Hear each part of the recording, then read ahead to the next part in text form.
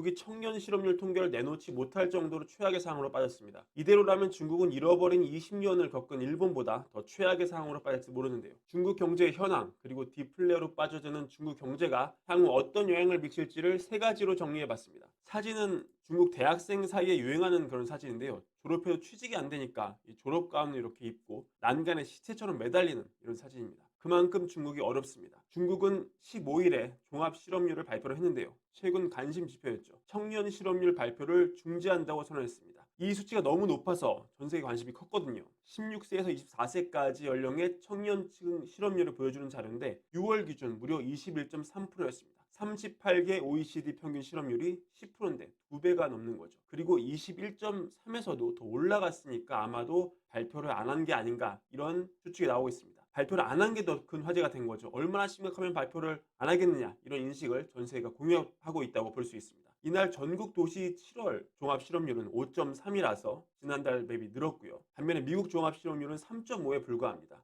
소매상 판매고는 지난 대비 감소한 2.5, 산업 생산고는 지난달 대비 역시 감소한 3.7에 불과했습니다. 여러모로 급격한 디플레에 빠지는 징후가 농후하고 오죽하면 바이든 대통령이 물론 사심을 담아서 한 얘기겠지만 중국이 경제 사안으로 언제 폭발할지 모르는 시한폭탄이라고 얘기를 하기도 했습니다. 중국은 이제 다급합니다. 일반 은행에 대한 1년 대출 금리를 2.65에서 2.5로 내렸습니다. 사실상 기준금리를 내린 것과 같은 시그널인데요. 또 중국 부동산 1위 기업이죠. 비구이 위안은 파산 위기에 몰려 있습니다. 어떤 분들은 이렇게 얘기할 수가 있습니다. 아니 물가가 오르는 게 문제지 디플레가 왜 문제냐. 하지만 디플레가 문제입니다. 물가가 떨어지면 소비자들은 물가가 더 떨어질 것을 기대하며 소비를 미루는 경향이 생길 수 있죠. 그러면 수요가 줄어드니까 생산도 줄고 투자도 줄고 고용도 줄고 경제가 전반적으로 내려앉는 최악의 상황으로 갑니다. 그리고 중국처럼 부채가 많은 나라는 인플레는 이 부채를 줄여주는 역할을 하지만 디플레는 반대로 부채를 늘리는 역할을 하거든요. 그래서 더 치명적입니다. 자, 여러모로 중국 경제가 쉽지 않다. 이거는 받아들여야 할 것 같고요. 중요한 건 이게 글로벌 경제에 어떤 영향을 미칠까 여부일 텐데요. 첫 번째 질문입니다. GDP 순위 2위인 중국의 디플레가 이게 1위 국가인 미국의 인플레 약화에 기여를 하게 될까요? 더 나아가서 글로벌 물가 하락에 기여를 하게 될까요? 물론 부분적으로는 그럴 수 있지만 과거처럼 그런 큰 효과는 아닐 것 같습니다. 미국만 놓고 보면 더 그렇습니다. 과거 바늘과 실처럼 촘촘했던 미국과 중국 간 관계가 깨졌기 때문인데요. 이 그래프는 미국의 수출과 수입에서 차지하는 중국의 비중입니다. 특히 중국산 제품 수입의 경우 최근 들어 가파르게 하락하고 있는 걸 볼 수 있습니다. 거의 2000년 초반 수준으로 돌아가는데요. 20년 전이죠. 2018년 트럼프 행정부가 중국 제품에 관세를 부과하면서 시작된 이 트렌드는 바이든 정부 들어서도 다양한 분야 무역 분쟁이 이어지면서 추세가 오히려 가팔라지고 있습니다. 중국이 빠진 빈자리는 누가 채웠냐? 멕시코와 캐나다, 영국, 중국을 제외한 아시아가 채웠습니다. 미국의 우방으로 채웠습니다. 특히 코로나 이후에 공급망 사실이 깨지면서 미국 입장에서는 리쇼어링, 즉 공장을 자국 안에 두려는 혹은 자국 근처에 두려는 그런 열망이 강해졌고 이 과정에서 캐나다, 멕시코는 덕을 톡톡히 봤습니다. 특히 멕시코는 수출과 수입을 합하면 미국 1위 교육 상대국이 됐고요. 이미 중국이 한때 누렸던 세계의 공장 지위를 적어도 미국의 한정에서는 멕시코가 가져갔다고 보시면 되겠습니다. 특히 기계 및 전자 분야에서 멕시코 비율 상승은 놀라운 수준이고 모든 분야에서 미국과 중국의 관계는 단절되고 있습니다. 스마트폰의 경우도 애플 아이폰이 중국을 떠나서 인도로 기지를 옮기고 있는 그런 모습이 뚜렷하고요. 특히 이 반도체 분야에서는 대만이 압도적입니다. 첨단과 거리가 먼 의류나 가구를 보더라도 이 중국은 인도네시아와 베트남, 방글라데시 등에 밀리고 있는 모습을 볼 수 있습니다. 가구도 마찬가지입니다. 똑같은 상황을 보시면 되겠습니다. 중국의 디플레가 미국으로 수출되는 그런 연결고리는 희미해졌다고 볼 수 있고요. 이는 반대로 얘기해서 중국의 경제 악화가 미국으로 전염되는 그런 가능성도 희박해졌다. 이걸 볼 수 있습니다.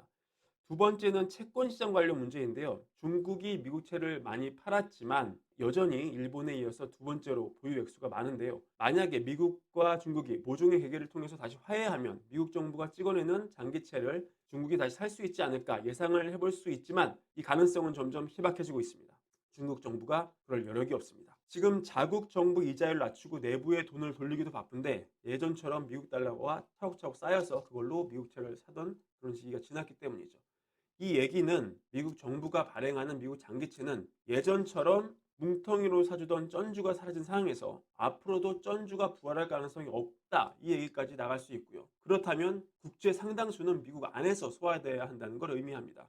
미국 은행 역시 장기채를 많이 깔고 있다가 이 듀레이션이 안 맞아서 파산한 SBB 같은 사례가 나오듯이 장기채를 미국 안에서조차 사줄 여력이 별로 없어서 소화불량에 걸릴 가능성이 있다. 이 얘기는 결국 미국 장기채 금리가 쉽게 내려오기 힘들다. 이는 제2의 SBB 사태가 초래될 염려가 있다. 미국 수익성 악화로 연결될 수 있다. 이런 논리로 연결이 되고요. 그렇기 때문에 중국의 경기 침체 논란이 불거지자마자 엉뚱하게 이 피치 애널리스트가 나와서 이 JP 모건 체이스를 비롯한 수십 개의 미국 은행들의 신용 등급이 무더기로 강렬될 가능성이 높다고 인터뷰를 합니다. 이 미 은행의 영업 환경 등급이 AA-에서 A+로 추가 강등될 가능성을 경고를 하면서 70개 이상의 미국 은행들에 대한 전면적인 등급 재평가 작업으로 이어질 것이다. 이렇게 말을 하고 있습니다. 피치는 은행이 향후 상당 기간 고금리 환경에서 운영하게 될 것이라며 이로 인한 예금 수준 압박, 자금 조달 비용 증가 등을 반영한 조치라고 설명을 하는데요. 이는 결국 미국 장기채를 사줄 수 있는 중국에 대한 기대가 사라진 측면이 크고요. 결국 일부 취약한 은행들은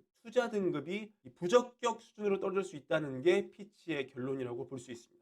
무시무시한 결론이 될 수 있죠. 자, 마지막은 악화되는 중국 경제가 미치는 세 번째 영향인데요. 얼마 전 중국은 한국 단체 관광을 허용을 했습니다. 사실 한국만 허용한 건 아니고요. 한국, 일본, 그리고 미국까지 78개국에 대해서 단체 관광 문호를 열고 사실상 해외 단체 여행을 전면적으로 허용을 했는데요.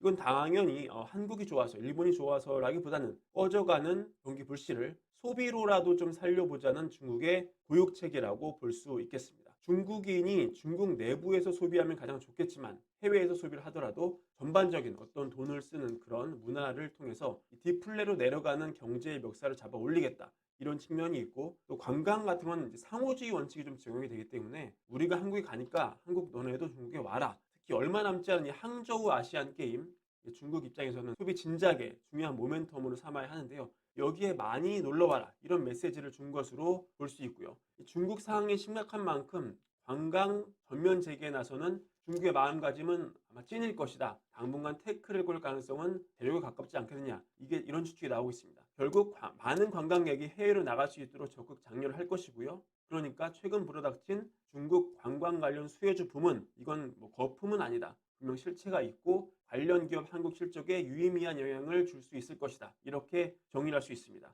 자, 오늘은 중국 경제 데이터를 기반으로 브랜베어 시간 가져봤는데요. 내용 좋으셨다면 구독과 좋아요 부탁드립니다. 감사합니다.